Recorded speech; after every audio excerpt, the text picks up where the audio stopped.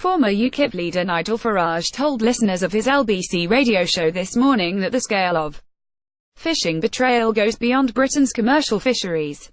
The Brexiteer MEP revealed that even British anglers have been betrayed by the Brexit transition deal agreed with the EU. Mr Farage's furious remarks came as angry fishermen across the country staged a series of protests against the deal in 6 different locations.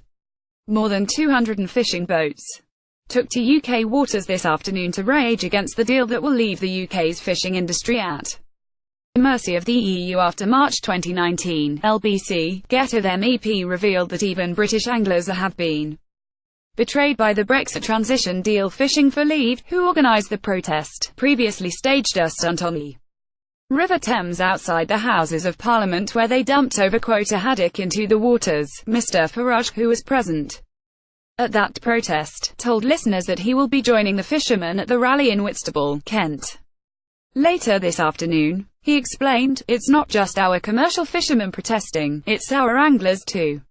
Under Brussels rules, they cannot take a single base home for tea. It's an industry, both pleasure angling and commercial fishing, in serious decline. The government has said that when we leave the EU on March 29 next year, nothing changes for at least 21 months. The fishing industry and coastal communities who voted overwhelmingly for Brexit feel very badly let down." The rolling series of protests will take place in Plymouth, Portsmouth, Whitstable, Milford Haven, Hastings, and Newcastle. Fishing for Leave explained why the transmission deal has left them furious. The transition is not just a 2-month delay but a death sentence for what's left of the British fishing industry. More than 200 fishing boats took to UK waters this afternoon to rage against the deal. GETTYThe action has been organised by Fishing for Leave, who previously staged a River Thames protest. Under Brussels rules, they cannot take a single base home for tea.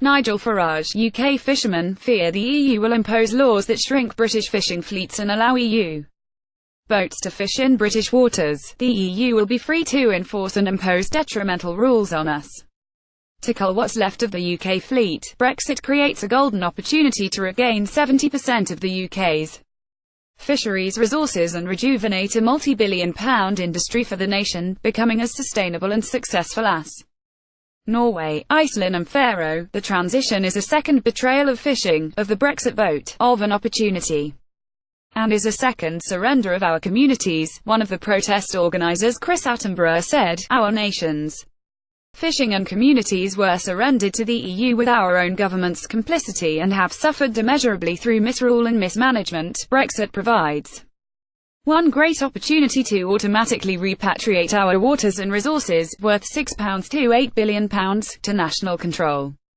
and to start new policy to rejuvenate our coastal communities and industry. Heartbreakingly, our government has capitulated to obeying EU law after Brexit, consigning us to remaining trapped in the disastrous common fisheries policy until January 2021.